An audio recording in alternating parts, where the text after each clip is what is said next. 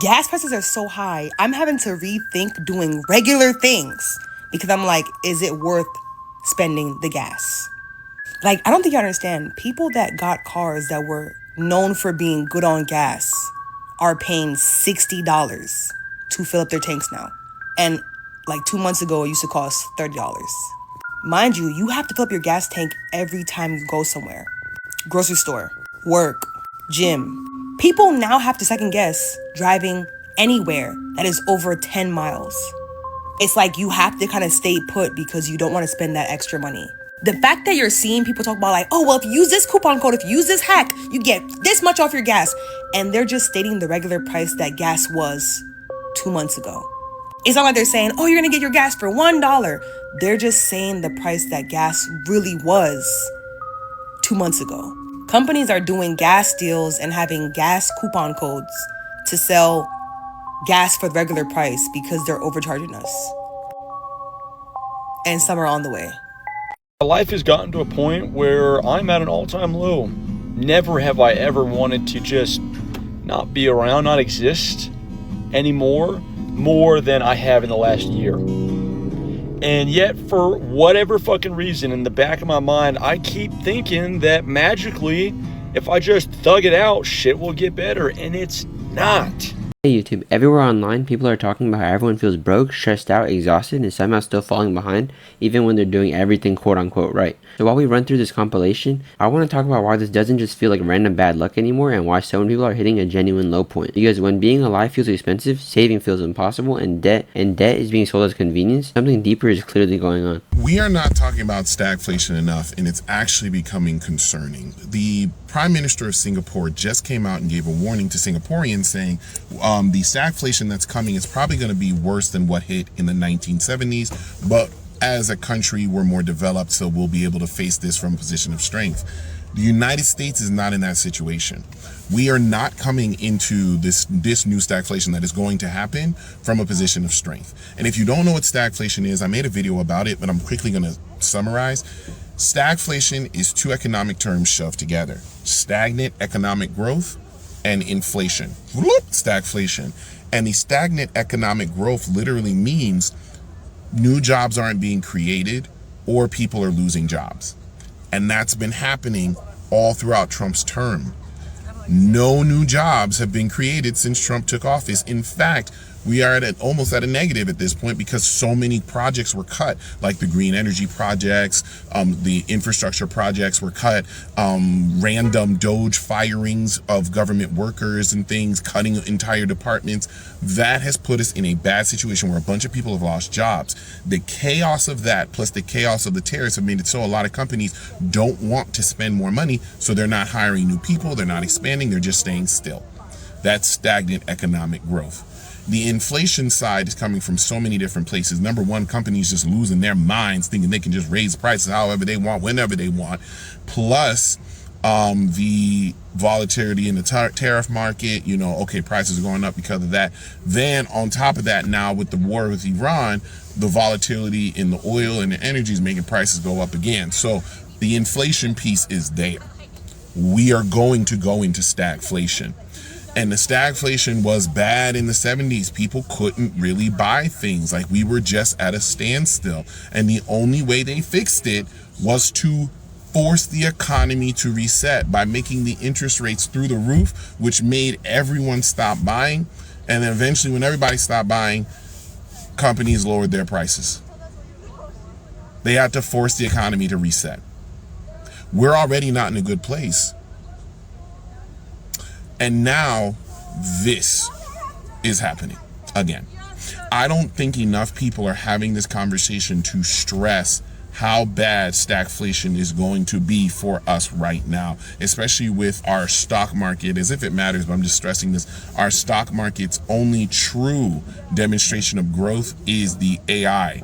Even though it's not producing money, people keep investing into it, even though it's not doing anything, and people are admitting it's not working. So once that bubble bursts, which it will, it has to, because they're investing in something that's not producing money, we're going to see that there is no economic growth in the US. So therefore, we will stop really developing as a nation financially.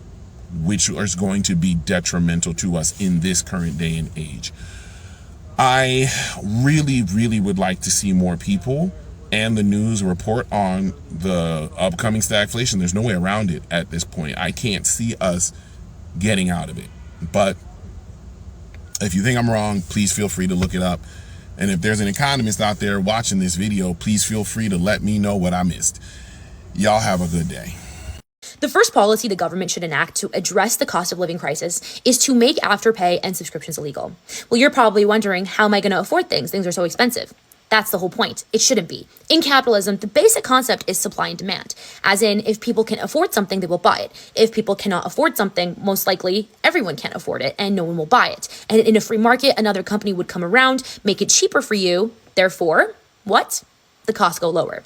And so now what's happening is 10 years ago, if you wanted to go to a concert, you'd pay $100, let's say, for the ticket, and let's say you couldn't afford it. And here, the guy next to you and the girl next to you, they both couldn't afford it either, so nobody goes. The singer is then forced to have to make the costs so that it's $70, and all of a sudden, ticket sales go up.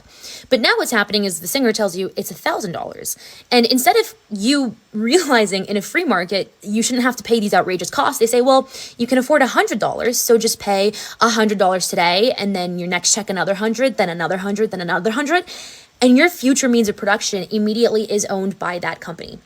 And by making it such that people have to pay what they can afford and not be forced and manipulated into these very scalpel plans, all of a sudden, the companies are going to be forced to have to address consumer issues. It is not our responsibility. It is the company's responsibility to give you a price that you can afford. A lot of people aren't using stuff like Afterpay because they're irresponsible. They're using it because regular life is getting absurdly expensive. And that's what makes this whole thing uncomfortable to talk about. Because splitting a payment into 4 parts sounds harmless until you realize people are financing groceries, clothes for work, and basic needs. It's marketed like budgeting, but sometimes it's just debt wearing a friendly hood. You buy one thing, then another, then suddenly next month's money already belongs to a decision you made weeks ago. And the scary part is that it makes you feel richer than you actually are. Not rich enough to save, not rich enough to invest, but just comfortable to keep spending. I made a video yesterday about how being evicted and then subsequently becoming homeless is actually very fucking expensive. It's more expensive than living the paycheck to paycheck lifestyle that we're all fucking living. There are people in that comment section that are saying, well, it's almost like you need to just pay your rent. Okay, let's pause. This is where the conversation about financial literacy becomes very crucial. Very crucial. Average Americans do not have financial literacy. Average Americans struggle with budgeting and the concept of not getting themselves further into debt when they're trying to get themselves out of debt in the first fucking place. People get in fucked up financial situations. It's not a matter of just pay your rent, right? You can lose your job. A lot of people are using those buy now, pay later options, right? So essentially, that is a fucking loan. People are taking out personal loans against their own paychecks. So with Cash App and your bank account and things like that, they will offer you a loan against your next fucking paycheck. So you've already spent the money that you are anticipating getting in the next 2 fucking weeks. And so this cycle just keeps growing bigger and bigger and bigger. Everyone in this country is cash poor. Everybody. The millionaires are cash poor. The billionaires are cash fucking poor. I need you guys to really understand this. We are living in a facade. Do you know how they tried to paint Russia as like how they were lying about feeding they people and all types of other shit? That's what's happening here. There's so much propaganda. You think that you're supposed to be spending money to keep up with millionaires and billionaires. They're not spending money. They're not. Millionaires are robbing Peter to pay Paul. The billionaires are Paul. They're not. The money is not circulating. And so they're expecting poor people, right, to continuously generate new waves of economic like fluctuation. They bank on poor people and middle class people to get themselves in financial ruts and hardships and then, fuck everything up. This is how this economy has always ran. There's always a cycle of this shit. So when people get in the comment sections of, people get on here trying to educate you about how difficult it is to actually navigate living in this world, especially in this country today, y'all like to act all high and mighty, like, oh, just pay your bills, just do this, just.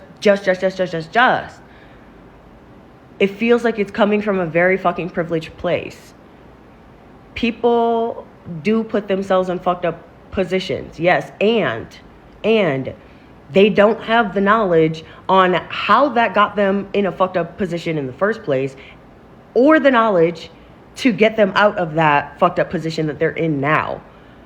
Like, placing the onus solely on the person is actually really crazy, right?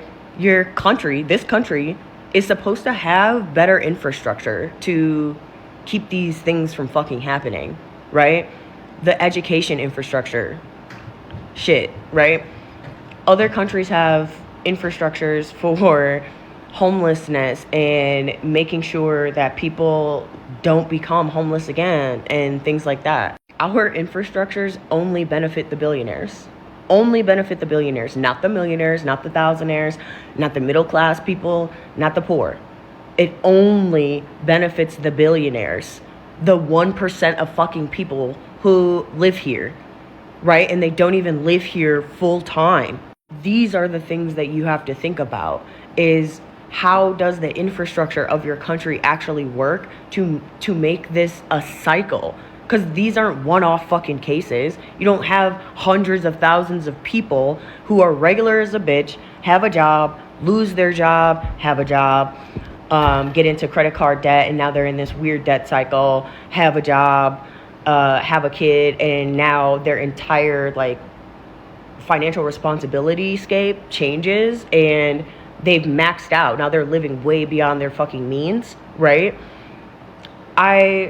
I truly believe that a lot of the reasons that these jobs are trying to like push to go back in office and like stop working from home, I think they really seen how much money people were saving outside of like the obvious shit, like outside of like gas and like, you know, shit like that. Think about it. If you're working from home, most people, when they wake up in the morning, when they have to go to work, they gotta wash their ass. They gotta use soap.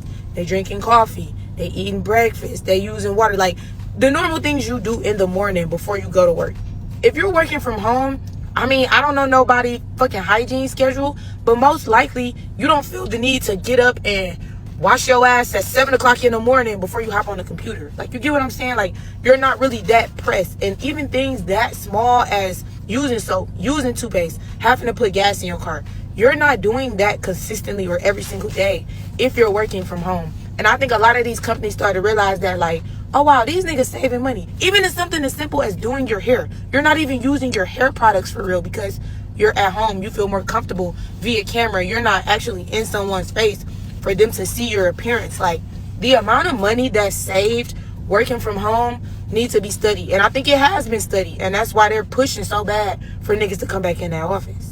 One of the most frustrating things about this economy is that being broke is somehow more expensive than having money. If your car breaks down, you can't just magically pay for repairs, so now you're paying for rides, missing work, or falling behind somewhere else. If you can't afford quality stuff, you end up rebuying cheap stuff over and over again. And saving sounds great in theory until you realize some people barely have enough left after rent, food, gas, subscriptions, bills, and random emergency expenses that spawn out of nowhere. That's the part people online keep talking about that doesn't get enough attention. It's not just expensive to live, it's expensive to recover. One bad month can turn into 3 bad months insanely fast. Hey! So I work in the operating room, and I just worked a 12-hour shift in the operating room, and I cannot afford my rent. I can't afford my rent. I can't afford gas. I can't afford groceries. I can't afford any of my endless other bills that I am responsible for because I am an adult. After working a 12-hour shift in the operating room. So you know what I have to do? I have to DoorDash, and it's 12:30 at night. After I've been on my feet in the operating room for 12 hours all fucking day. I'm now out DoorDash driving. And I spilled a fucking shake all over myself. Oh, we can't raise the minimum wage because if we do, the burger will be $20. Did you know in Australia, the minimum wage is 3 times what it is here? But for some reason, the burger cost is not 3 times the price.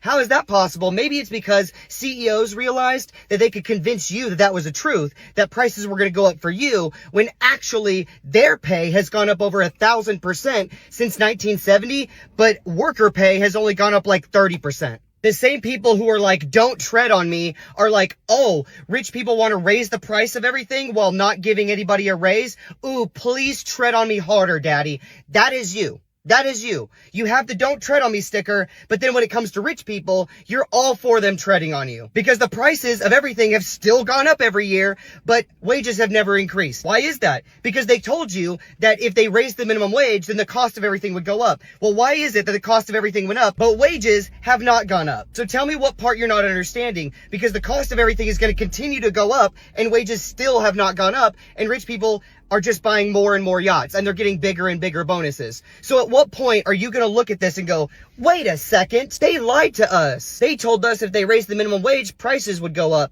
But if they didn't, prices would stay down. But the price of everything has gone up. You don't know how to make it any easier for you people. And y'all are always talking about common sense. Y'all are the people of common sense. Look around you, bro. Look at the grocery prices from this year to 4 years ago and tell me if the price has gone up or down. And then tell me if wages have gone up or down.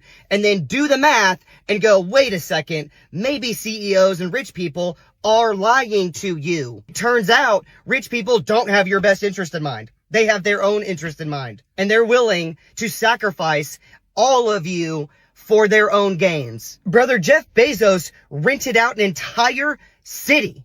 He rented out Venice for his wedding, but can't pay his taxes. He can't pay equal share. What are you talking about? What do you mean people need renting city money before people need fucking food? What do you mean Zuck can buy an entire cliffside of Hawaii, an entire portion of land on Hawaii is now his, but, oh, we can't get veterans off the street. Yeah, that's too much. Yo, what is really going on with this world? What is really going on in America, bro? Like, this shit making me want to just pack up and move to one of these countries that our American dollar is worth fucking $70 and $80 over there. Because this shit is fucking ridiculous, bro. This shit is fucking ridiculous. Everything, all the quality of the food, all the quality of everything has went down, but the prices has gone up. I live in New Jersey, right? Earlier today, gas was $3.99. 5 hours later, it's $4.19.